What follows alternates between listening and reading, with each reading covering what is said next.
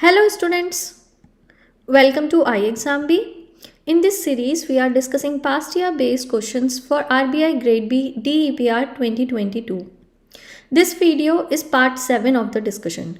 Till now, we have discussed 30 past year based questions. In this video, we are going to discuss more past year based questions from macroeconomics.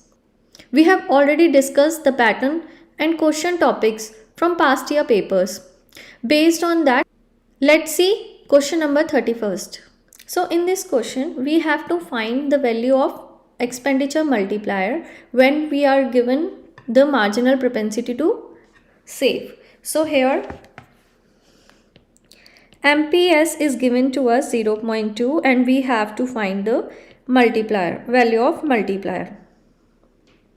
So how we do it? The formula to calculate multiplier is multiplier is equals to 1 upon 1 minus MPC, and 1 minus MPC is equals to MPS. Marginal propensity to consume and marginal propensity to save both is equals to 1. So here if we put the value of marginal propensity to save here in this formula, we can see that the value for our expenditure multiplier is 5.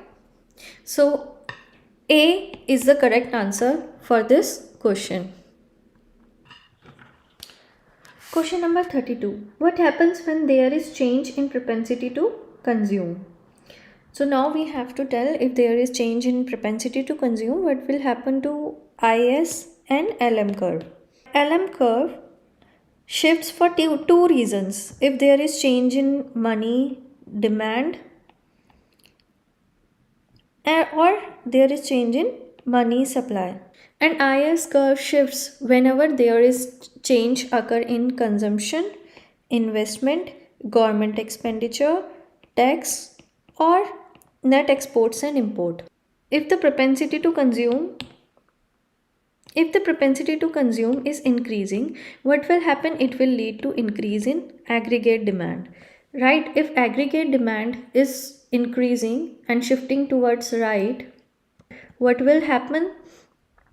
There will be an increase in the level of income at each interest rate, which will lead to shift in the IS curve towards the right direction. So the answer for this question is D. The IS curve will shift to right. This type of questions are very important and have been frequently asked in the past year. You have to remember what will happen to IS and LM curve when there is change in government expenditure, when there is change in taxes, when there is change in money supply and money demand. So these are some important questions that have been frequently asked, and shift in IS-LM curve is very, very important. And these types of questions are important for, conceptual questions are important for 1 marks.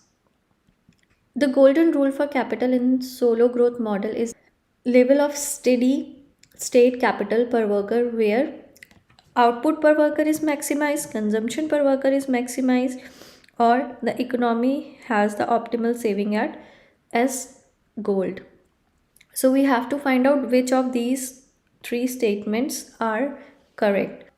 These types of questions are important for 1 marks, and this question was asked in year 2019, and there was a question related to Lewis model too.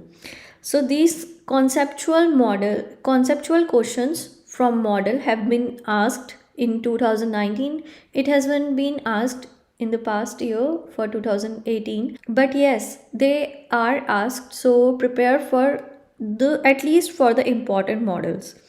Like you have to prepare for Harrod-Dommer model, Kaldor model, you have to prepare the stages of roster,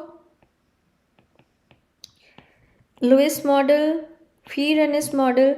At least you should know the solo model. These models are quite important and you should know the basic concept and what are the variables and what are the important assumptions.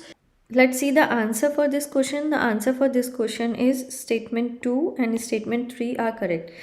So here the consumption per worker is maximized and the economy has optimal saving rate at as gold. So as gold is the optimal saving rate in the solo growth model. Question number 34. Calculate disposable income if consumption is 200, investment is 50, government purchase is 70, government transfer payment are 150, taxes are 75, and exports are 10 and imports are 5. So let's see how to calculate this question. So how you calculate income? It is consumption plus investment plus government expenditure net export. So in this way you can find your income. So we are given 200 plus 50 plus 5 plus it is 70. So it will become 325. Now we have to see what is disposable income. How you calculate the disposable income?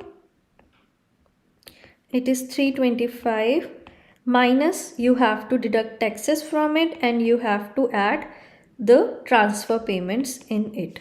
So answer for this question is D, 400. This is a very simple and important question. It can come in 2 marks, and more questions from these concepts have been asked in the past year, and basically if they include more variables it will be of more marks.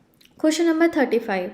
An economy is characterized by the production function y is equals to a, k raised to the power 0.5, L raised to the power 0.75.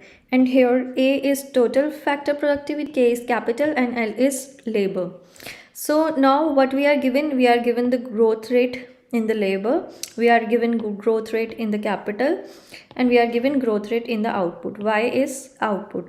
And now we have to find the growth rate in the total factor productivity. How we should calculate it? The growth rate in output is given to us, and the growth rate in output is equals to growth rate in total factor productivity plus 0.25 growth rate of capital, because k is raised to the power of 0.25 plus 0.75 growth rate in labor. So here growth rate in output is given to us, it is 4, and we have to find the growth rate for total factor productivity, and 0.25 into growth rate in capital is 4 again, and it is growth rate in labor is 1. So once you solve it, you will find the growth rate in factor productivity is 2.25%. So right answer for this question is 2.25%.